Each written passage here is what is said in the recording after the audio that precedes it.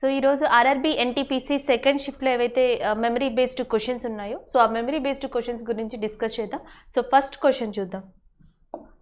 So జనరల్గా first question చూసే ముందర ఈ పేపర్ యాక్చువల్గా మనకి ఈజీ టు మోడరేట్ ఉంది.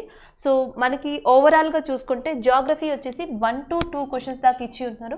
సో అట్లానే history 2 to 3 questions, next polity 1 to 2 ఇచ్చి ఉన్నారు. నెక్స్ట్ ఎకానమీ వచ్చేటప్పటికి మనకి 2 to 3 రిలేటెడ్ ఉన్నాయి. సో ఎకానమీలో ఒక క్వశ్చన్ కరెంట్ అఫైర్ రిలేటెడ్గా కూడా ఉంది. సో నెక్స్ట్ వచ్చేసి మనకి కరెంట్ అఫైర్స్లో 4 to 5 అడిగారు. నెక్స్ట్ స్టాటిక్ జీకే అంటే ఓవరాల్గా మనం ఏ షిఫ్ట్ చూసుకున్నా సో ఫస్ట్ ప్రయారిటీ వచ్చేసి మనకి స్టాటిక్ జీకేకి ఉంటుంది. సో నెక్స్ట్ సెకండ్ ప్రయారిటీ వచ్చేసి కరెంట్ అఫైర్స్కి ఉంటుంది. సో నెక్స్ట్ ఇంకొక ప్రయారిటీ వచ్చేసి హిస్టరీ. ఈ 3 జోన్స్ నుంచి ఎక్కువగా రావడం జరుగుతుంది. సో దాని తర్వాత ఎక్కువగా వచ్చే జోన్ ఏదైతే ఉందో అది సైన్స్ 4 to 5.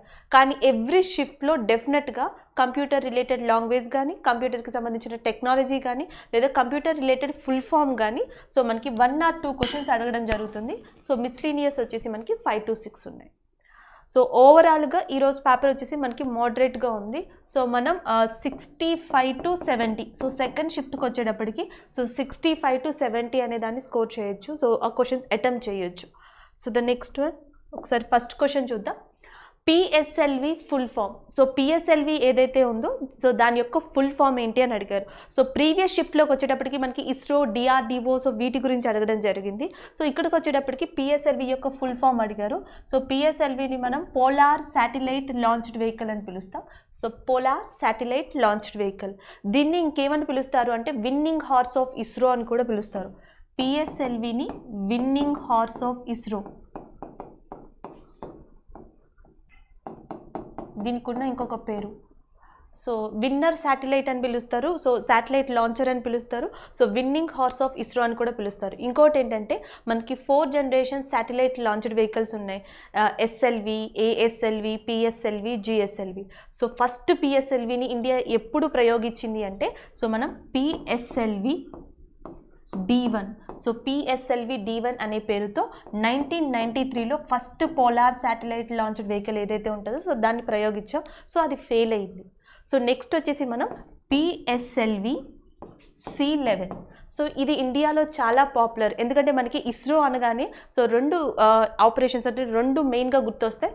ఒకటి వచ్చేసి మనకి మంగళయాన్ అంటాం. సో అది గుర్తొస్తుంది. ఇంకొకటి వచ్చేసి చంద్రయాన్. సో ఫస్ట్ చంద్రయాన్ మనకి 2008లో జరిగింది. సో చంద్రయాన్ 1. సో చంద్రయాన్ 1 అనేది ఏ ఇయర్లో జరిగింది అంటే 2008లో లాంచ్ చేశారు చంద్రయాన్ 1ని. అది కూడా ఏ శాటిలైట్తో అంటే మనకి పిఎస్ఎల్వి C11 ఈ లాంచ్డ్ వెహికల్తో సో మనం చంద్రయాన్ 1ని లాంచ్ చేయడం జరిగింది. సో పిఎస్ఎల్వికి ఉన్న ఇంకొక రికార్డ్ ఏంటంటే మనకి పిఎస్ఎల్వి 36 అంటాం. PSLV C36. సో పిఎస్ఎల్వి C36ని ఇండియా ఎప్పుడు యూజ్ చేసింది అంటే 2017లో. సో 2017లో పిఎస్ఎల్వి C36 అనే దాన్ని ఇండియా యూజ్ చేసింది ఈ లాంచ్డ్ వెహికల్ని. ఎందుకంటే 104 శాటిలైట్స్ని లాంచ్ చేయడానికి, 104 శాటిలైట్ని లాంచ్ చేయడానికి ఇండియా యూజ్ చేసిన శాటిలైట్ ఏది అంటే polar satellite launched vehicle. So దీంట్లో మనకి 101 శాటిలైట్స్ వచ్చేసి విదేశాలకి సంబంధించినవి, డిఫరెంట్ కంట్రీస్కి సంబంధించిన శాటిలైట్స్ 101 ఉంటే ఇండియాకి సంబంధించిన శాటిలైట్స్ ఎన్ని ఉన్నాయంటే 3. సో టోటల్గా ఈ 104ని కూడా మనం ఏ లాంచ్ వెహికల్ యూజ్ చేసాము అంటే పిఎస్ఎల్వి. సో పిఎస్ఎల్వి రిలేటెడ్గా ఇలాంటి ఇన్ఫర్మేషన్ని మనం గుర్తుపెట్టుకోవచ్చు. సో ఇంకొకటి ఇవే కాకుండా మనకి ప్రీవియస్ దాంట్లో చూస్తే మనకి స్పుత్నిక్ 1 అండ్ స్పుత్నిక్ 2 గురించి మాట్లాడుకున్నాం. సో అట్లానే అంతరిక్షంలోకి ప్రవేశించిన ఫస్ట్ పర్సన్ ఎవరు అని అడుగుతారు, తొలి మానవుడు ఎవరు అని అడుగుతారు, యూరీ గగారిన్. సో స్పేస్లోకి వెళ్ళిన ఫస్ట్ వ్యక్తి ఎవరు అంటే యూరీ గగారిన్. సో అట్లానే స్పేస్లోకి అంతరిక్షంలోకి వెళ్ళిన మొట్టమొదటి మహిళ ఎవరు అని అడుగుతారు, వాలంటీనా తెరిష్కోవా.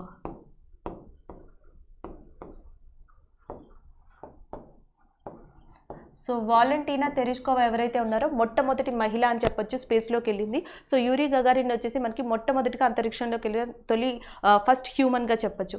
ఇంకొకటి ఏంటంటే ఇండియా తరపున, సో ఇండియా తరపున స్పేస్లోకి వెళ్ళిన ఫస్ట్ పర్సన్ ఎవరు అంటే రాకేష్ శర్మ. సో రాకేష్ శర్మ ఎవరైతే ఉన్నారో ఇండియా తరపున ఫస్ట్ టైం స్పేస్లోకి వెళ్ళారు. అది కూడా ఏ భూభాగం నుంచి అంటే ఇండియా తరపున ఇక్కడి నుంచి ఆయన స్పేస్లోకి వెళ్ళలేదు. సో ఆయన ఎక్కడి నుంచి వెళ్ళారంటే రష్యా భూభాగం నుంచి. సో రష్యా నుంచి ఫస్ట్ స్పేస్లోకి వెళ్ళిన ఫస్ట్ ఇండియన్ పర్సన్ ఎవరు అంటే రాకేష్ శర్మగా చెప్పుకోవచ్చు. సో వీళ్ళతో పాటు మనం ఎక్కువగా చెప్పుకోవాల్సిన ఇంకొక పర్సన్ వచ్చేసి కల్పనా చావ్లా. సో జనరల్గా మనకి నాసా పేరు చెప్పగానే అంటే ఏదైతే మనకి యుఎస్ బేస్డ్ స్పేస్ ఆర్గనైజేషన్ ఉందో సో ఆ నాసాకి సంబంధించి వన్ ఆఫ్ ద విమెన్ మనకి గుర్తొచ్చేది ఎవరు అంటే కల్పనా చావ్లా. సో కల్పనా చావ్లా అన్ఫార్చునేట్గా ఎప్పుడు చనిపోయారు అంటే 2003లో సో ఆమె చనిపోవడం జరిగింది. Accidentally she died. సో ఇప్పుడు ఈమె ప్రస్తుతం న్యూస్లో ఉంది. ఎందుకంటే కల్పనా చావ్లా ఈమె యొక్క నేమ్ని ఒక కార్గో స్పేస్ క్రాఫ్ట్కి ఇచ్చారు. సో రీసెంట్గా ఒక కార్గో స్పేస్ క్రాఫ్ట్కి ఎవరి నేమ్ ఇచ్చారు అని అడిగితే కల్పనా చావ్లా. సో జనరల్గా మనకి ఇంటర్నేషనల్ స్పేస్ సెంటర్స్ ఉంటాయి, ఐఎస్ఎస్ అంటాం. So international space centre. So అక్కడ ఏంటంటే కొంతమంది ఆస్ట్రోనమర్స్ కానీ కొంతమంది పీపుల్ కానీ సో అక్కడ రీసెర్చ్ చేయడం అక్కడ ఉండడం ఇలాంటివి జరుగుతాయి. సో వాళ్ళకి ఏవైతే యూస్ఫుల్ ఉన్నాయో సో వాటిని ఇక్కడి నుంచి స్పేస్ క్రాఫ్ట్స్ తీసుకెళ్తాయి. సో ఈ స్పేస్ క్రాఫ్ట్స్ అనేవన్నీ కూడా అక్కడ డక్ అవుతాయి. సో ఇట్లాంటి స్పేస్ క్రాఫ్ట్కి ఒక కార్గో స్పేస్ క్రాఫ్ట్కి ఎవరి పేరుని ఇచ్చారు అంటే కల్పనా చావ్లా పేరుని ఇవ్వడం జరిగింది. సో ఇవి maybe next time Yuri Gagarin అడగచ్చు, లేదా స్పుత్నిక్ 1 స్పుత్నిక్ 2 ఆర్యభట్ట. సో ఈ క్వశ్చన్స్ రిలేటెడ్గా కూడా క్వశ్చన్స్ అడిగే ఛాన్సెస్ ఉన్నాయి. సో ద నెక్స్ట్ వచ్చేసి మనకి Sarva Shiksha Abhiyan AIIMS at which age group. So యాక్చువల్గా ఈ సర్వశిక్ష అభియాన్ అనేది మనకి 4 ఇయర్స్ నుంచి ఎక్కువగా న్యూస్లో కనిపిస్తుంది. ఈ సర్వశిక్ష అభియాన్ దాన్ని సెంట్రల్ గవర్నమెంట్ ఏం చేసింది అంటే సమగ్ర సర్వశిక్ష అభియాన్. సో సర్వశిక్ష అభియాన్ని ఇప్పుడు మనకి మెయిన్గా సెంట్రల్ ఒక లాంచ్ చేసిన స్కీమ్ ఏంటి అంటే సమగ్ర సర్వశిక్ష అభియాన్. సో ఈ సమగ్ర సర్వశిక్ష అభియాన్లో కంప్లీట్గా మనకి 3 సబ్ స్కీమ్స్ ఉంటాయి. ఈ 3 సబ్ స్కీమ్స్లో ఒకటి వచ్చేసి సర్వశిక్ష అభియాన్. సో సర్వశిక్ష అభియాన్ ఒక స్కీమ్ ఉంటుంది. ఇంకొకటి వచ్చేసి మనకి రాష్ట్రీయ మాధ్యమిక శిక్ష అభియాన్. సో రాష్ట్రీయ మాధ్యమిక శిక్ష అభియాన్ అని చెప్పి ఇంకొకటి ఉంటుంది. ఇంకొకటి వచ్చేసి మనకి centrally sponsored scheme for teacher education. Centrally sponsored scheme for teacher education ఒకటి ఉంటుంది. రాష్ట్రీయ మాధ్యమిక ఏదైతే ఉందో శిక్షా యోజన ఉంటుంది, సర్వశిక్షా యోజన. ఈ 3 సబ్ స్కీమ్స్ కలిపి సో ఎంటైర్ ప్రోగ్రామ్ కింద ఎలా వస్తాయంటే సమగ్ర సర్వశిక్ష అభియాన్ వస్తాయి. సమగ్ర సర్వశిక్ష అభియాన్ యొక్క ముఖ్య ఉద్దేశం ఏంటంటే ఎలిమెంటరీ ఎడ్యుకేషన్ ఏదైతే ఉంటుందో సో అది భారతదేశ వ్యాప్తంగా ఎలిమెంటరీ ఎడ్యుకేషన్ని పాపులర్ చేయాలి. సో ఖచ్చితంగా ఎవరైతే ఏజ్ 6 to 14 ఇయర్స్ ఉంటారో సో 6 నుంచి 14 సంవత్సరాలు ఎవరైతే ఉంటారో సో వీళ్ళకి ఎలిమెంటరీ ఎడ్యుకేషన్ అనేది అందాలి. ఇది ఈ ప్రోగ్రామ్ యొక్క మెయిన్ ఎయిమ్. సో ఆల్రెడీ ఇది అడిగారు కాబట్టి నెక్స్ట్ దీని ఛాన్స్ ఉంది, సమగ్ర సర్వశిక్ష అభియాన్ గురించి అడిగే ఛాన్స్ ఉంది. లేదా సో ఎవరైతే 6 to 14 ఇయర్స్ 6 నుండి 14 సంవత్సరాల పిల్లలు ఉంటారో వాళ్ళకి ప్రాథమిక విద్య ఏదైతే ఉందో అది ఖచ్చితం అని చెప్పి సో ఏ ప్రాథమిక హక్కు సూచిస్తుంది అని అడుగుతారు 21A. So article 21A demands right to education for elementary education. So elementary education అనే దాన్ని ప్రాథమిక విద్యని 6 నుండి 14 సంవత్సరాలకి ఖచ్చితంగా అందాలి అని చెప్పి ఉండే హక్కు 21A. సో దీనిని తర్వాత రాజ్యాంగంలో చేర్చారు, రాజ్యాంగంలో ముందుగా లేదు, దీన్ని చేర్చడం జరిగింది. ఏ సవరణ ద్వారా సో మనకి ఎలిమెంటరీ ఎడ్యుకేషన్ అనేది రాజ్యాంగంలో చేర్చారు అంటే 86వ సవరణ, 86th అమెండ్మెంట్ యాక్ట్, 86వ సవరణ ద్వారా సో మనకి రాజ్యాంగంలో దీన్ని చేర్చడం జరిగింది. సో ఇలాంటి క్వశ్చన్స్ అడుగుతారు. సో 21A అనేది ఇప్పుడు ఏ విభాగంలో ఉంది అంటే పార్ట్ 3లో ఉంది. ఇది ఏ విభాగం అంటే పార్ట్ 3 ప్రాథమిక హక్కులు. సో ఎడ్యుకేషన్ రిలేటెడ్ 21A రావచ్చు, 86th అమెండ్మెంట్ రావచ్చు, సమగ్ర శిక్ష ఇలా రావచ్చు. లేదా భారతదేశంలో అత్యధిక అక్షరాస్యత గల రాష్ట్రం ఏది అంటే సో అందరికీ తెలిసిన విషయమే కేరళ. సో ఇలాంటివి కూడా చూసుకోండి. భారతదేశంలో అత్యధికంగా అక్షరాస్యత కలిగిన రాష్ట్రం వచ్చేసి మనకి కేరళగా ఉంది. సో ఇలాంటి questions education related, so elementary education, so ఇలాంటి ఇంకేమైనా స్కీమ్స్ ఉన్నాయా, దీనికి సంబంధించి ఏమైనా పథకాలు అనేవి ఉన్నాయా, సో వాటిని కూడా ఒకసారి క్రాస్ చెక్ చేసుకోండి. So the next one next వచ్చేసి మనకి ఇందిరాగాంధీ మెమోరియల్ ట్యూలిప్ గార్డెన్ అనేది ఎక్కడ ఉంది? సో మనకి ఇందిరాగాంధీ స్మారక టులిప్ గార్డెన్ అనేది ఏ ప్రదేశంలో ఉంది అని అడుగుతున్నారు. సో ఆన్సర్ వచ్చేసి మనకి శ్రీనగర్. సో శ్రీనగర్లో మనకి ఇంపార్టెంట్గా చాలా ఫేమస్ ప్లేస్లు ఉన్నాయి. ఎగ్జాంపుల్కి మనకి ఉల్లార్ లేక్, ఉల్లార్ సరస్సు ఇక్కడే ఉంది. యాజ్ వెల్ యాజ్ దాల్ సరస్సు అంటున్నాం. దాల్ సరస్సు కానీ ఉల్లార్ సరస్సు కానీ ఇవన్నీ కూడా ఉన్నాయి ఎక్కడ అంటే శ్రీనగర్లో ఉన్నాయని చెప్పొచ్చు. సో ఇది కాకుండా ఆల్రెడీ ఇక్కడ గార్డెన్ మీద అడుగుతున్నారు కాబట్టి ఇంకొక క్వశ్చన్ ఏం చూడొచ్చు అంటే garden city of India. So garden city of India అని దేన్ని పిలుస్తారు అంటే బెంగళూరు. సో బెంగళూరుని గార్డెన్ సిటీ ఆఫ్ ఇండియా అని పిలుస్తారు. సో ఇలాంటి రిలేటెడ్ క్వశ్చన్స్ కూడా అడగచ్చు.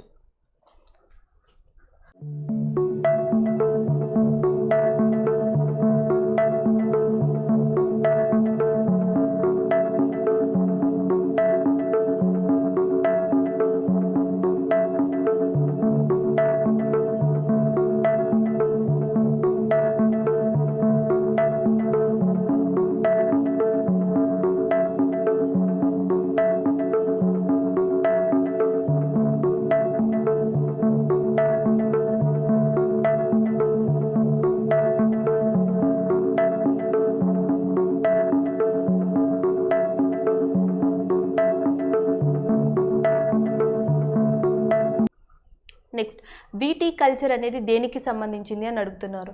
సో వీటీ కల్చర్ అనేది ఏదైతే ఉందో అది మనకి ద్రాక్షకు సంబంధించింది. సో ద్రాక్ష ఉత్పత్తికి సంబంధించిన దాన్ని మనం వీటీ కల్చర్ అంటున్నాం. సో ఇవి చాలా ఇంపార్టెంట్. మనకి వైట్ రివల్యూషన్కి సంబంధించి yellow revolution, green revolution, brown revolution ఎలా మాట్లాడుతున్నాము ఇవి కూడా ఇంపార్టెంటే. మనకి వీటీ కల్చరు, సెరీ కల్చరు ఇలా ఉంటాయి. ఒక్కొక్క దాని ఉత్పత్తి మీద ఒక్కొక్క టైప్ ఆఫ్ నేమ్ ఉంటుంది. ఒకసారి ఆ నేమ్స్ని మళ్ళీ ఒకసారి చూసుకోండి. సో దాంతోపాటు ఇట్లాంటివి white revolution, already white revolution అందరికీ తెలుసు కాబట్టి ఇంకా ఇంపార్టెంట్ అయినవి ఏంటంటే silver revolution. So silver revolution అనేది మనకి గుడ్లకి సంబంధించింది, ఎగ్స్కి సంబంధించింది. So mother of silver revolution అని ఇండియాలో ఎవరిని పిలుస్తారు అంటే ఇందిరాగాంధీని పిలుస్తారు. సో అట్లాంటివి. సో లాస్ట్ షిఫ్ట్లో వచ్చేటప్పటికి మనకి ప్రీవియస్ షిఫ్ట్లోనేమో ఆవాలు, మస్టర్డ్ ఏదైతే ఉంటుందో దానికి సంబంధించి అడిగారు. నూనె గింజల కోసం జరిగిన రివల్యూషన్ ఏమని పిలుస్తామంటే ఎల్లో రివల్యూషన్ అంటాం. ఒక్కసారి ఈ సెరికల్చరు, హార్టికల్చరు, వీటికల్చరు ఏవైతే ఉన్నాయో వీటికి సంబంధించి కూడా ఒక్కసారి రివైజ్ చేయడం బెటర్. ఎందుకంటే ఇప్పటివరకు రివల్యూషన్స్ ఇచ్చారు. ఈ షిఫ్ట్ నుంచి మనకి ఇట్లాంటి క్వశ్చన్ అడగడం స్టార్ట్ చేశారు. So the next one. Next వచ్చేటప్పటికి మనకి ఫార్ట్రన్ ఫుల్ ఫామ్ ఏంటి అని అడుగుతున్నారు. సో ఫార్ట్రన్ యొక్క ఫుల్ ఫామ్ వచ్చేసి formula translation. So formula translation అనేది ఫార్ట్రన్ యొక్క ఫుల్ ఫామ్గా చెప్పొచ్చు. So the next one. Next వచ్చేసి in which year was the Rowlatt act enacted. So Rowlatt చట్టం అనేది ఎప్పుడు అమలు చేయబడింది అని అడుగుతున్నారు. సో ఇది నెంబర్ ఆఫ్ టైమ్స్ అడిగిన క్వశ్చన్. 18th March 1919. సో 1919లో రౌలత్ చట్టం అనేది అమలు చేయబడింది. సో ఈ రౌలత్ చట్టం వల్ల జరిగింది ఆల్రెడీ ఇన్సిడెంట్స్ మీకు తెలుసు, ప్రీవియస్ షిఫ్ట్లో మనం డిస్కస్ చేసుకున్నాం. కాకపోతే దీనంతటికీ కారణమైన ఒకటి అంటే దీనివల్ల జలియన్ వాలాబాగ్ ఏదైతే జరిగిందో సో దానికి కారణమైన పర్సన్ వచ్చేసి మనకి ఓడయ్యర్ అని కూడా తెలుసు. సో ఓడయ్యర్ ఎవరైతే ఉన్నారో ఆయన్ని చంపింది ఉధమ్ సింగ్. అయితే ఇక్కడ ఇంకొంచెం డిఫరెంట్గా మనం ఏం చూడొచ్చు అంటే మనకి ఇండియాలో చాలా ఇన్సిడెంట్స్ జరిగాయి. మనకి చిట్టగంగ్ ఇన్సిడెంట్ కానీ లేకపోతే కుకోరి ఇన్సిడెంట్ కానీ సో ఇలాంటివి చాలా నెంబర్ ఆఫ్ ఇన్సిడెంట్స్ మనకి 1885 నుంచి 1946 మధ్యలో జరిగాయి. అందులో ఒక ఘటన ఉధమ్ సింగ్గా చెప్పుకోవచ్చు. సో ఎవరైతే ఏ విప్లవకారులైతే బ్రిటిష్ ఉద్యోగుల మీద కానీ బ్రిటిష్ ప్రభుత్వాల మీద కానీ తిరుగుబాటు చేశారో సో వాళ్ళందరినీ విచారించి శిక్ష వేయడం లేదా ఉరి తీయడం ఇలాంటివి జరిగాయి. సో దాంట్లో ఒకటి ఉధమ్ సింగ్. సో ఉధమ్ సింగ్కి సంబంధించి ఎప్పుడు నేర విచారణ జరిగింది అంటే 1940. సో 1940లో బ్రిటిషర్స్ ఉధమ్ సింగ్ని క్యాప్చర్ చేసి సో ఈయన్ని విచారించి తర్వాత శిక్ష వేయడం జరిగింది. సో ఇది ఎందుకు చెప్పామంటే ఉధమ్ సింగ్ లాగే ఇంకొక ఇంపార్టెంట్, చాలా హిస్టరీలోనే ఇంపార్టెంట్ పర్సన్ వచ్చేసి మనకి భగత్ సింగ్. సో భగత్ సింగ్ ఎవరైతే ఉన్నారో సో భగత్ సింగ్ యొక్క ట్రయల్ ఎప్పుడు జరిగింది అంటే 1928లో 1928లో జరిగింది. సో 1928లో ఈయన్ని ఎందుకు విచారించారు అంటే లాహోర్. సో ఇప్పుడు ప్రజెంట్ పాకిస్తాన్లో ఉంది. లాహోర్లో సాండర్స్ ఎవరైతే పోలీస్ ఆఫీసర్స్ ఉన్నారో సో 21 ఇయర్స్ పోలీస్ ఆఫీసర్స్ని సాండర్స్ని చంపినందుకు గాను సో 1928లో భగత్ సింగ్పై విచారణ జరిగింది. సో 1931లో 1931లో సో భగత్ సింగ్ని ఉరి తీయడం జరిగింది. సో భగత్ సింగ్ని ఉరి తీసిన తేదీ ఏది అంటే 1931. భగత్ సింగ్ని విచారించిన తేదీ ఏది అంటే 1928. సో భగత్ సింగ్ ఏ పార్టీకి చెందిన వ్యక్తి? ఆప్షన్స్లో 2 ఉంటాయి, HRA ఉంటుంది, HSRA ఉంటుంది. Hindustan socialist republic association, Hindustan republic association. So Bhagat సింగ్కి మెయిన్గా అనుబంధం ఉన్న సంస్థ లేదా Bhagat Singh one of the లీడర్గా ఉన్న సంస్థ ఏది అంటే హిందుస్థాన్ సోషలిస్ట్ రిపబ్లిక్ అసోసియేషన్గా చెప్పొచ్చు. సో ఇలాంటివి కూడా గుర్తుపెట్టుకోవాలి. ఆయన్ని ఎవరిని చంపారు, ఏ ప్లేస్లో చంపారు, ఎప్పుడు ఉరి తీయబడ్డారు. సో భగత్ సింగ్ సంబంధించి ఇప్పటి వరకు క్వశ్చన్స్ అనేవి రాలేదు. సో మేబీ నెక్స్ట్ ఫర్దర్గా వస్తే మనం ఎక్స్పెక్ట్ చేయొచ్చు. నెక్స్ట్ వచ్చేటప్పటికి who was the author of white tiger? So previous షిఫ్ట్లోనేమో లాస్ట్ కెపటేటివ్ టైగర్ వైట్ టైగర్ ఏదైతే ఉందో బాజీరావ్, సో దాని పేరు అడిగారు. సో ఇక్కడికి వచ్చేటప్పటికి వైట్ టైగర్ అనే పుస్తకాన్ని రచించింది ఎవరు అని అడుగుతున్నారు, అరవింద్ ఆదిగా. సో అరవింద్ ఆదిగా ఎవరైతే ఉన్నారో సో ఆయన వైట్ టైగర్ బుక్ని రచించడం జరిగింది. సో ద నెక్స్ట్ వచ్చేసేటప్పటికి మనకి ఎన్విరాన్మెంట్ డే. సో పర్యావరణ దినోత్సవం ఎప్పుడు జరుపుకుంటారో అని అడుగుతున్నారు, June 5th. So June 5th పర్యావరణ దినోత్సవం ఎన్విరాన్మెంట్ డే సెలబ్రేట్ చేయడం జరుగుతుంది. సో దీంతో పాటు ఎన్విరాన్మెంట్కి సంబంధించి కూడా క్వశ్చన్స్ వస్తున్నాయి. ఓజోన్ లేయర్ మీద కానీ ఇలాంటి క్వశ్చన్స్ రావడం జరుగుతుంది. ఒక్కొక్కసారి మనం ఏం ఎక్స్పెక్ట్ చేయొచ్చు అంటే ఇలాంటి క్వశ్చన్స్ కూడా అడుగుతారు. వైల్డ్ లైఫ్ యాక్ట్, ఒక్కసారి పదాలు తెలుగులో క్రాస్ చెక్ చేసుకోండి. నేను ఇక్కడ ఈ యాక్ట్స్ ఇయర్స్ చెప్తున్నాను. సో ఎవరికైనా డౌట్ ఉంటే ఒకసారి తెలుగులో క్రాస్ చెక్ చేసుకోండి. వైల్డ్ లైఫ్ యాక్ట్ వచ్చేసి మనకి 1972 1972లో మనకి వైల్డ్ లైఫ్ యాక్ట్ అనేది గవర్నమెంట్ ఆఫ్ ఇండియా ఇచ్చింది. సో అంటే మనకి ఏవైతే యానిమల్స్ జంతువులు ఉంటాయో సో వాటిని రక్షించడం కోసం ఈ యాక్ట్ అనేది స్టార్ట్ అయింది. సో తరువాత మనకి వాటర్కి సంబంధించి water prevention. So water prevention అంటే నీటిని పరిరక్షించడం, నీటి కాలుష్యాన్ని నివారించడం. సో నీటి కాలుష్యం, నీటి పరిరక్షించడం ఈ 2 థీమ్స్గా సో మనకి వాటర్ ప్రివెన్షన్ యాక్ట్ అనేది ఎప్పుడు వచ్చింది అంటే 1974లో వచ్చింది, 1974లో. సో తర్వాత ఏమొచ్చిందంటే మనకి ఫారెస్ట్ కన్జర్వేషన్ యాక్ట్. సో మనం అడవుల్ని పరిరక్షించుకునే చట్టం ఏదైతే ఉంటుందో ఫారెస్ట్ కన్జర్వేషన్ యాక్ట్ అనేది మనకి 1980లో వచ్చింది, 1980లో రావడం జరిగింది. సో దీని తర్వాత ఎయిర్కి సంబంధించి అంటే గాలి కాలుష్యం మరియు గాలి నివారణ. So air pollution, air prevention act అంటాం. సో మనకి ఎయిర్ ప్రివెన్షన్ యాక్ట్ అనేది ఎప్పుడు వచ్చిందంటే 1981లో వచ్చింది. సో ఇప్పుడు ఎయిర్కి సంబంధించి ఎక్కువ క్వశ్చన్స్ ఉంటున్నాయి. ఎయిర్ క్వాలిటీ ఇండెక్స్ అని ఇలాంటి క్వశ్చన్స్ అడుగుతున్నారు. కాలుష్యంలో టాప్ సిటీగా ఉన్న ప్లేస్ ఏది భారతదేశంలో అంటే ఢిల్లీ. సో అది ఎయిర్ కాలుష్యం అంటే మనకి గాలి కాలుష్యంలో టాప్ సిటీగా ఉన్నది ఢిల్లీ అని చెప్పొచ్చు ఇండియాలోనే. ఇంకొక ఇంపార్టెంట్ థింగ్ ఏంటంటే ఇవన్నీ కూడా ఎన్విరాన్మెంట్ కిందకే వస్తాయి, అంటే మనకి పర్యావరణం కిందకే వస్తాయి. So environment pollution act EPA అంటాం. సో ఎన్విరాన్మెంట్ పొల్యూషన్ యాక్ట్ని ఏ ఇయర్లో పాస్ చేశారు అంటే 1986.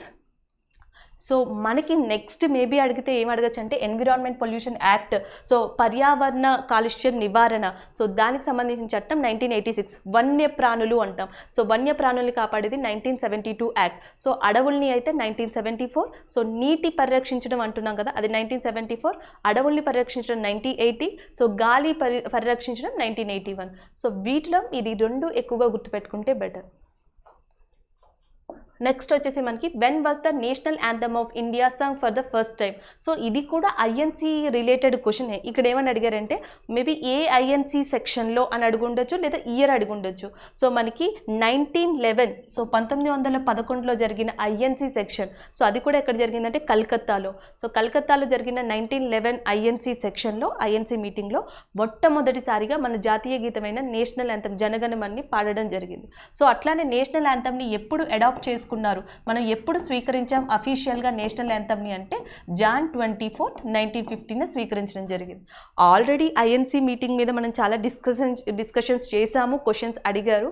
బట్ ఇంకొన్ని వేరే ఇంపార్టెంట్ ఎట్లాంటి క్వశ్చన్స్ అడగచ్చు అంటే మనకి 1936లో ఫాజీపూర్ అనే ఏరియాలో ఐఎన్సీ సెక్షన్ జరిగింది. ఎక్కడ అంటే ఫాజీపూర్. సో 1936 ఫాజీపూర్ ఐఎన్సీ యొక్క ప్రత్యేకత ఏంటి అంటే కాన్స్టిట్యూషన్ అసెంబ్లీ, అంటే మనం రాజ్యాంగాన్ని తీసుకురావడానికి మనకంటూ ఒక కాన్స్టిట్యూషన్ అసెంబ్లీ కావాలి ఫస్ట్ టైం డిమాండ్ చేసిన ఐఎన్సీ సెక్షన్ ఎప్పుడు అంటే 1936 ఫాజీపూర్లో. ఇంకొకటి వచ్చేసి 1938 ఐఎన్సీ. సో ఇది ఎక్కడ జరిగింది అంటే త్రిపురి. 1938 ఐఎన్సీ వచ్చేసి మనకి త్రిపురిలో జరిగింది. సో దీని యొక్క మెయిన్ థింగ్ ఏంటి అంటే మనకి సుభాష్ చంద్రబోస్ ఎవరైతే ఉన్నారో, so Subhash Chandrabose so Tripuri INC నాయకత్వానికి రెసిగ్నేషన్ ఇవ్వడం జరిగింది. ఆయనకి గాంధీకి భేదాలు రావడం వల్ల సో ఆయన ఆ పదవి నుంచి తప్పుకున్నారు, ఐఎన్సీ పదవి నుంచి. సో ఆయన తప్పుకున్న తర్వాత సో ఆ పదవిలోకి వచ్చింది ఎవరు అంటే రాజేంద్ర ప్రసాద్. సో 1938 త్రిపురి ఐఎన్సీ ఏదైతే ఉంటుందో సో దానికి రాజీనామా చేసిన వ్యక్తి ఎవరంటే సుభాష్ చంద్రబోస్. సో ఆయన స్థానంలోకి వచ్చింది ఎవరు అంటే రాజేంద్ర ప్రసాద్. సో సుభాష్ చంద్రబోస్ ఎందుకు ఇట్లా నిర్ణయం తీసుకున్నారు అంటే ఆయనకి గాంధీకి విభేదాలు రావడం వల్ల. నెక్స్ట్ వచ్చేసి మనకి tallest tree in the world. So ప్రపంచంలో ఎత్తైన చెట్టు ఏది అని అడుగుతున్నారు. So red Woods, California red Woods ఏదైతే ఉందో ఇది ప్రపంచంలోనే ఎత్తైన చెట్టు. కొంచెం డిఫరెంట్గా ఇప్పుడున్న షిప్స్లో కొంచెం డిఫరెంట్గా అడిగారంటే ఇదే అని చెప్పొచ్చు. So tallest tree in the world వచ్చేసి కాలిఫోర్నియా రెడ్ వుడ్స్. సో అట్లనే మనకి బిగ్గెస్ట్ ఫ్లవర్ కూడా అడగచ్చు. ప్రపంచంలోనే అతిపెద్ద పువ్వు బిగ్గెస్ట్ ఫ్లవర్. సో దాని పేరు వచ్చేసి రఫ్లేషియా. సో రఫ్లేషియా అనే ఈ ప్రపంచంలోనే అతిపెద్ద పువ్వు ఎక్కడ ఉంది అంటే ఇండోనేషియా. సో ఇండోనేషియాలో ఉంది. సో ఇలాంటివి లాంగెస్ట్, హైయెస్ట్, స్మాలెస్ట్. సో ఇప్పటివరకు ఇలాంటి క్వశ్చన్ అయితే మనం ఏ షిప్లో చూడలేదు, ఇదే షిప్లో స్టార్ట్ అవుతుంది కాబట్టి సో నెక్స్ట్ షిప్స్ ఇలాంటివి చూడొచ్చు, బిగ్గెస్ట్, స్మాలెస్ట్, హైయెస్ట్. సో అవి కూడా మనకి ఇంపార్టెంట్ అని చెప్పచ్చు. సో ద నెక్స్ట్ వచ్చేసి where is the Baba atomic research centre is located. So మనకి బాబా అణు పరిశోధన కేంద్రం ఎక్కడ ఉంది అని అడుగుతున్నారు. సో మనకి బాబా అణు పరిశోధన కేంద్రం ముంబైలో ఉంది. సో అట్లనే ఇంకా ఇంపార్టెంట్ రీసెంట్గా ఉన్న న్యూక్లియర్ పవర్ ప్లాంట్ పేరు ఏంటి అంటే మీకు తెలుసు కాక్రపారా న్యూక్లియర్ పవర్ ప్లాంట్ ఎక్కడ ఉంది అంటే మనకి గుజరాత్లో ఉంది. కాక్రపారా 3 ఇది కొత్తగా ప్రారంభించిన న్యూక్లియర్ పవర్ ప్లాంట్ గుజరాత్లో ఉంది. సో ఓల్డెస్ట్ పవర్ ప్లాంట్ అంటే ధారాపూర్. సో ఇలాంటివి ఎన్ని పవర్ ప్లాంట్స్ ఉన్నాయి, ఎక్కడెక్కడ ఉన్నాయి, నరోరా పవర్ ప్లాంట్ అంటాం. సో అది వచ్చేసి మనకి ఉత్తరప్రదేశ్లో ఉంది. సో ఇలాంటివి మెయిన్ ఏవైతే ఉన్నాయో తమిళనాడు, మహారాష్ట్ర, గుజరాత్, ఉత్తరప్రదేశ్. సో ఇక్కడున్న పవర్ ప్లాంట్స్ని ఎక్కువగా ఫ్రీక్వెంట్గా అడగడం జరుగుతుంది, లేదా ఫస్ట్ అడుగుతున్నారు, న్యూ అడుగుతున్నారు. వీటి మీద ఈ న్యూక్లియర్ పవర్ ప్లాంట్స్కి సంబంధించిన క్వశ్చన్స్ కూడా వస్తున్నాయి చూడండి. So the next one, who first discovered living cell. So ఎవరు లివింగ్ సెల్ని కనుక్కున్నారో అని అడుగుతున్నారు. So scientist Robert hook. So Robert hook ఎవరైతే ఉన్నారో ఆయన మొట్టమొదటిగా జీవన కణాన్ని కనుక్కోవడం జరిగింది. సో ఇది కూడా మనకి biology related question. So the next one, who gives advice to the president of India. So students ఇచ్చిన ఇన్ఫర్మేషన్ ఏంటంటే ప్రెసిడెంట్కి సంబంధించి క్వశ్చన్ వచ్చింది. సో అది కూడా ఎవరు అడ్వైజ్ ఇస్తారు. సో ఆ రిలేటెడ్ క్వశ్చన్ ఏం చెప్పలేదు. సో జనరల్గా మనకి సో రూలింగ్కి సంబంధించి పరిపాలనా విషయాలు ఏవైతే ఉంటాయో సో దానికి సంబంధించి కౌన్సిల్ ఆఫ్ మినిస్టర్స్ ఎవరైతే ఉంటారో, కేంద్ర మంత్రి మండలి అంటాం. సో కౌన్సిల్ ఆఫ్ మినిస్టర్స్ ఎవరైతే ఉంటారో సో దానికి హెడ్ వచ్చేసి prime minister. So council of మినిస్టర్స్కి హెడ్గా ఉన్న ప్రైమ్ మినిస్టర్. సో ఇలాంటి వాటిలో ప్రెసిడెంట్ ఆఫ్ ఇండియాకి అడ్వైజ్ ఇవ్వచ్చు. So president of India can take advice from that prime minister of India who is the head of council of ministers. ఇది ఒకటి. ఇంకొకటి న్యాయపరంగా లేదా చట్టపరంగా ఇలాంటి వాటికి ప్రెసిడెంట్ ఆఫ్ ఇండియాకి సలహా కావాలి అనుకుంటే సో అట్లాంటి సలహాలని ప్రెసిడెంట్ ఆఫ్ ఇండియా ఎవరి దగ్గర నుంచి పొందొచ్చు అంటే supreme court. President of India May seek advice from that supreme court of India when he required. So ఆయనకి అవసరమైన సమయంలో, ఆయనకి కావాల్సిన సమయంలో అడ్వైజర్స్ కావాలి అనుకుంటే సో సుప్రీం కోర్ట్ నుంచి ఆయన సలహా పొందొచ్చు. ఇది రాజ్యాంగంలో ఉంది, ఆర్టికల్ 143 143 ప్రకరణ ప్రకారం. సో భారత రాష్ట్రపతి సుప్రీం కోర్టు నుంచి సలహా పొందొచ్చు. సలహాదారుడుగా ఉండేది ఎవరంటే సుప్రీం కోర్టు. సో ఇలాంటి క్వశ్చన్స్ కూడా అడుగుతారు. అట్లానే మనకి ఇంకా రాష్ట్రపతికి సంబంధించి ఇంకొక 3 ఆర్టికల్స్ ఉంటాయి. 352 అంటాం, 356 అంటాం, 360. ఈ 3 కూడా ఇంపార్టెంటే. మనకి జాతీయ అత్యవసర పరిస్థితి, సో నేషనల్ ఎమర్జెన్సీ అంటాం. సో నేషనల్ ఎమర్జెన్సీని విధించేది ఎవరు అంటే president of India under article 352 వస్తుంది. అట్లానే మనం స్టేట్ ఎమర్జెన్సీ అంటాం. స్టేట్ ఎమర్జెన్సీ అన్న ప్రెసిడెంట్ రూల్ అన్నా, సో స్టేట్ ఎమర్జెన్సీ అన్నా, రాష్ట్రపతి పాలన అన్నా ఒకటే. సో అదే ఆర్టికల్ 356లోకి వస్తుంది. ఫినాన్షియల్ ఎమర్జెన్సీ అంటాం. సో ఫినాన్షియల్ ఎమర్జెన్సీకి వచ్చేసి మనకి ఆర్టికల్ 360కి వస్తుంది. ఇప్పటి వరకు భారతదేశంలో ఫినాన్షియల్ ఎమర్జెన్సీ అనేది జరగలేదు. సో నేషనల్ ఎమర్జెన్సీ జరిగింది అండ్ ప్రెసిడెంట్ రూల్ కూడా జరిగింది. సో ఇవి గుర్తుపెట్టుకోండి. ఒకటి వచ్చేసి నేషనల్ ఎమర్జెన్సీ, స్టేట్ ఎమర్జెన్సీ లేదా రాష్ట్రపతి పాలన అంటాం. ఇంకొకటి వచ్చేసి ఫినాన్షియల్ ఎమర్జెన్సీ. సో ఇవి ప్రెసిడెంట్కి సంబంధించి మెయిన్గా ఎక్కువ గుర్తుపెట్టుకోవాల్సినవి. అట్లానే ఆర్డినెన్స్ అంటాం. So president of India can make ordinance under which article. So ఏ ఆర్టికల్ ప్రకారం భారత రాష్ట్రపతికి ఆర్డినెన్స్ విధించే అధికారం ఉంది అంటారు. So article 123. సో ఆర్టికల్ 123 ప్రకారం భారత రాష్ట్రపతికి ఆర్డినెన్స్ విధించే అధికారం ఉంటుంది. World conservation day. సో మనకి ప్రపంచ పరిరక్షణ దినం ఎప్పుడు అని అడుగుతున్నారు. సో వరల్డ్ కన్జర్వేషన్ డే వచ్చేసి మనకి జూలై 28. సో జూలై 28న వరల్డ్ కన్జర్వేషన్ డేగా చెప్తారు.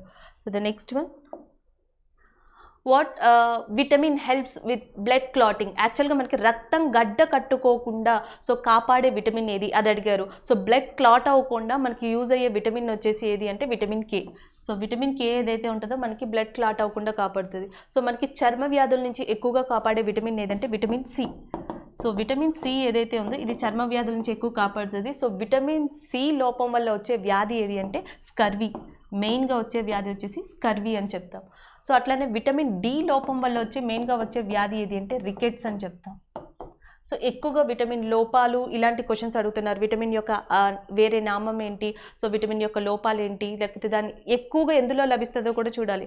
విటమిన్ సి అనేది ఎందులో ఎక్కువ లభిస్తుంది, విటమిన్ ఏ అనేది ఎందులో ఎక్కువ లభిస్తుంది. సో అవి కూడా, ఎందుకంటే ఇప్పటి వరకు ఈ క్వశ్చన్స్ వచ్చాయి. దాని అదర్ నేమ్ ఏంటి, డిసీజ్ వస్తుందా, సో సూర్యరశ్మిలో ఎక్కువగా లభించే విటమిన్ ఏంటి, ఇలాంటి క్వశ్చన్స్ చూసాం. సో తర్వాత విటమిన్ ఏ అనేది అధికంగా ఉండే ఫుడ్ ఏది, లేదా అధికంగా దేంట్లో ఉంటుంది, విటమిన్ సి అనేది అధికంగా దేంట్లో ఉంటుంది, ఇలాంటి క్వశ్చన్స్ కూడా వచ్చే అవకాశం ఉంది. నెక్స్ట్ వచ్చేసి మనకి యుఎన్ఎస్సి పర్మనెంట్ మెంబర్స్ ఎంత అంటే United nations security council. UN యొక్క భద్రతా మండలిలో ఎంతమంది సభ్యులు ఉంటారు. యాక్చువల్గా యుఎన్ యొక్క భద్రతా మండలిలో మామూలుగా మనకి 15 మెంబర్స్ ఉంటారు, 15 మంది సభ్యులు ఉంటారు. అయితే ఇక్కడ క్వశ్చన్ ఏంటంటే శాశ్వత సభ్యులు అని అడిగారు. సో మనకు ఆల్రెడీ తెలుసు permanent members 5 and non permanent members 10 countries non permanent మెంబర్స్గా ఉన్నాయి. శాశ్వత సభ్యులుగా 5 ఉన్నారు. సో ఈ 5 కూడా నేను చాలా షిప్స్లో ఎక్స్ప్లెయిన్ చేశాను. సో మీకు గుర్తు లేకపోతే వరల్డ్ మ్యాప్ ఆధారంగా కూడా గుర్తుపెట్టుకోవచ్చు. సో యుఎస్ఏ, నెక్స్ట్ వచ్చేసి మనకి యూకే, నెక్స్ట్ వచ్చేసి ఫ్రాన్స్, నెక్స్ట్ వచ్చేసి రష్యా, నెక్స్ట్ వచ్చేసి చైనా.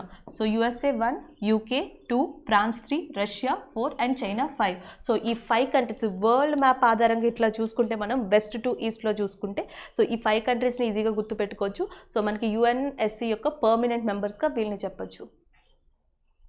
నెక్స్ట్ వచ్చేసి మనకి ఐసీసీ యొక్క T20 ఏదైతే ఉంటుందో లిస్ట్. సో T20లో నెంబర్ 1గా ఉన్న టీం ఏది అని అడుగుతున్నారు. సో నెంబర్ 1గా ఉన్న టీం ఏది ఐసీసీ యొక్క ర్యాంకింగ్లో అంటే మనకి England. So England T20 team ఏదైతే ఉంటుందో అది టాప్ 1 ర్యాంకింగ్లో ఉంది. So the next one, Indian desert related question.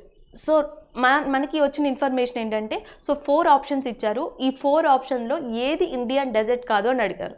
So యాక్చువల్గా మనకి ఇండియాలో మెయిన్ ఇంపార్టెంట్ డెజర్ట్స్ ఏంటి అంటే సో జమ్మూ కాశ్మీర్ నుంచి చూసుకుంటే సో జమ్మూ కాశ్మీర్ వచ్చేటప్పటికి మనకి లే అనే డెజర్ట్ ఉంటుంది.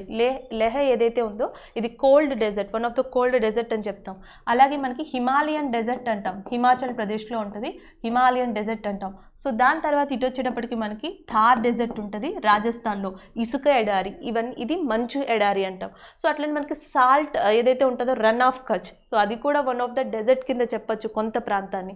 సో ఇట్లా హిమాలయన్ డెజర్ట్, లే అండ్ థార్. సో ఇవి కాకుండా ఆప్షన్స్లో ఇంకొక ఆప్షన్ ఇచ్చి ఉండొచ్చు.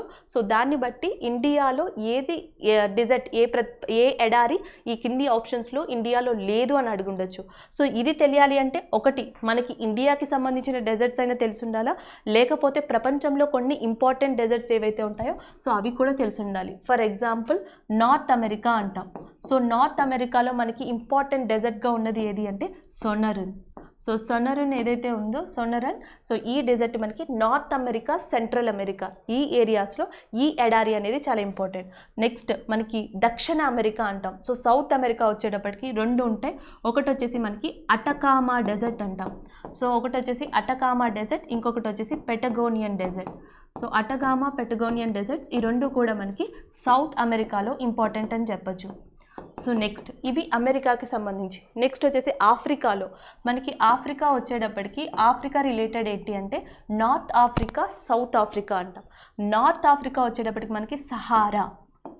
జనరల్గా మీరు సహారా ఎడారి అని చూస్తే ఆఫ్రికా అని పెట్టచ్చు. పేపర్ డిఫికల్ట్గా ఉన్న టైంలో అది నార్త్ ఆఫ్రికానా, సెంట్రల్ ఆఫ్రికానా, సౌత్ ఆఫ్రికానా ఇలా ఉంటే సో అది నార్త్ ఆఫ్రికా అని పెట్టచ్చు మీరు ఉత్తర ఆఫ్రికాలో. నెక్స్ట్ వచ్చేసి మనకి ఆఫ్రికాలోనే ఇంకొక ఇంపార్టెంట్ డెజర్ట్ ఎడారి పేరు వచ్చేసి కల్హరి డెజర్ట్. ఇంకొక డెజర్ట్ వచ్చేసి నాంబీ డెజర్ట్. సో నాంబీ అండ్ కల్హరి ఈ రెండు కూడా మనకి ఆఫ్రికాకి సంబంధించినవి.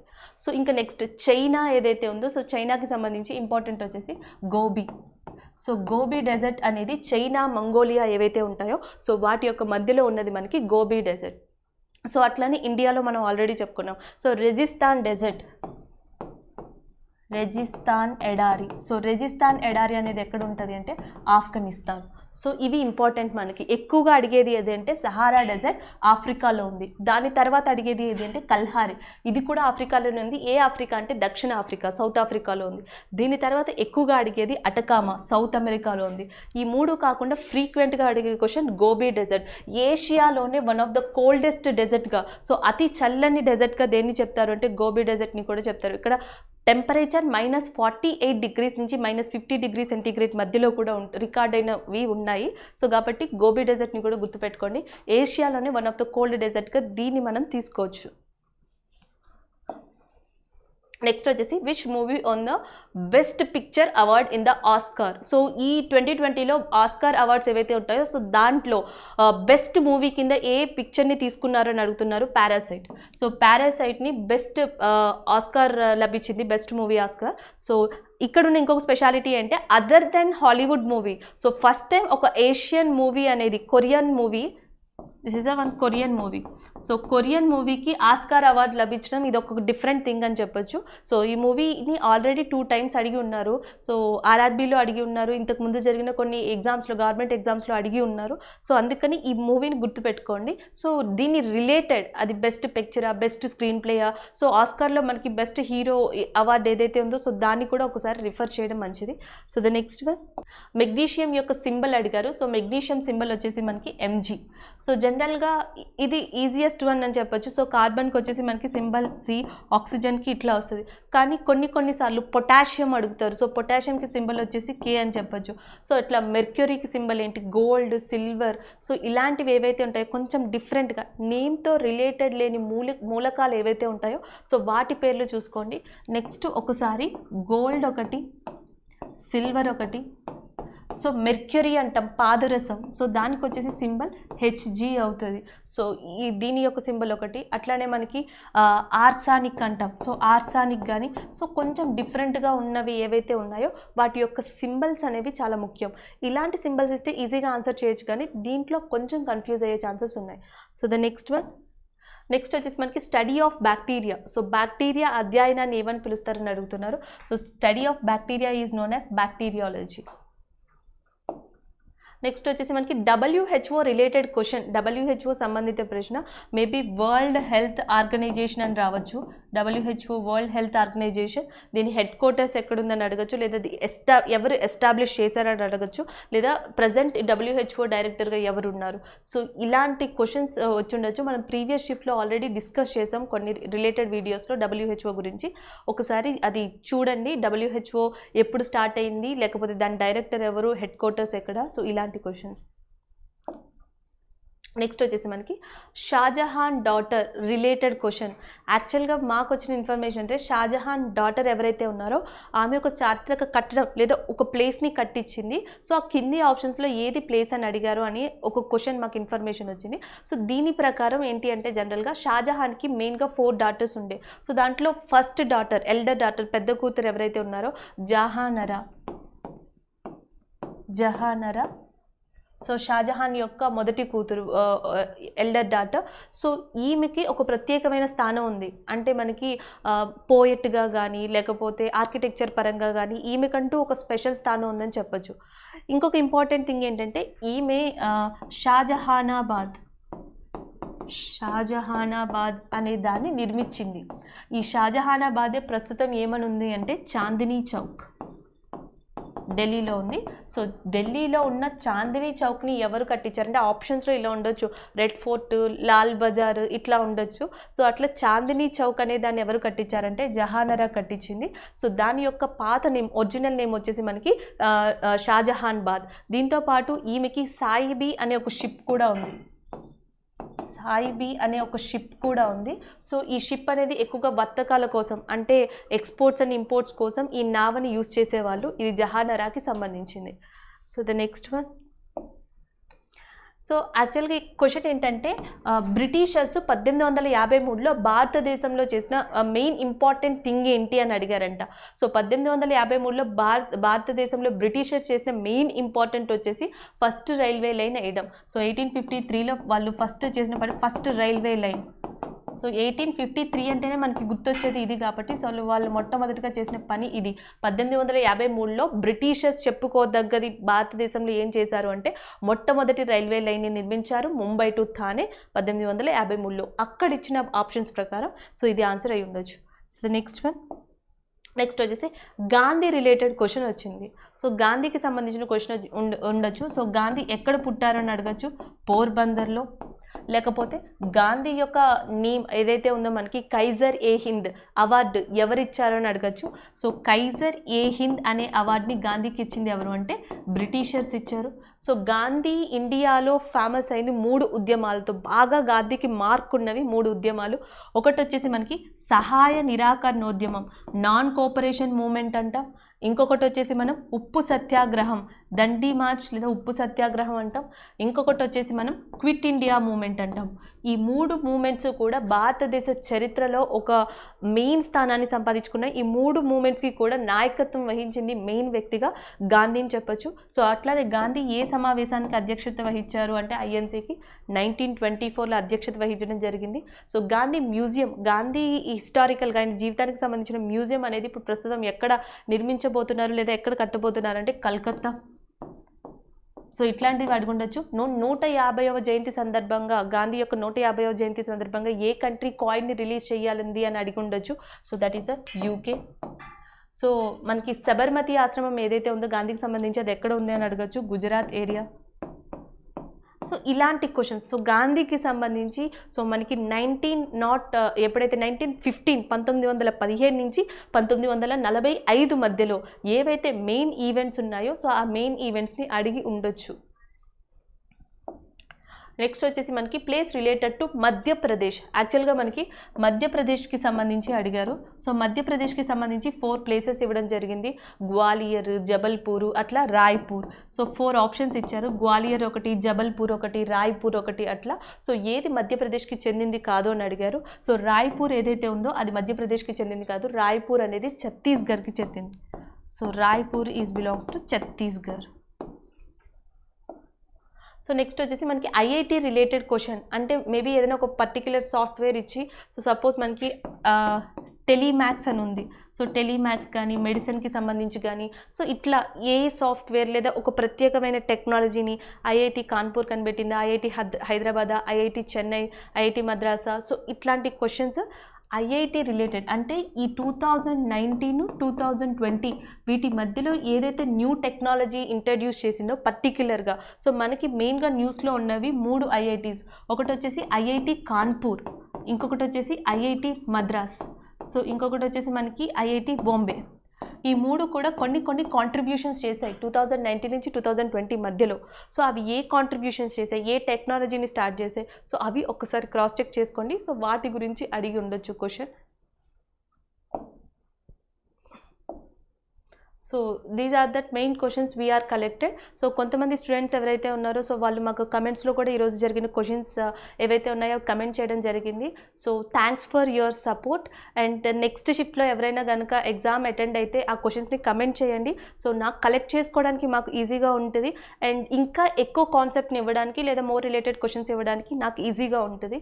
సో ఎవరైనా నెక్స్ట్ షిఫ్ట్ ఎవరైనా క్వశ్చన్స్ కనుక ఎగ్జామ్ కనుక రాస్తే సో క్వశ్చన్స్ని కింద కమెంట్ చేయండి. Thank you.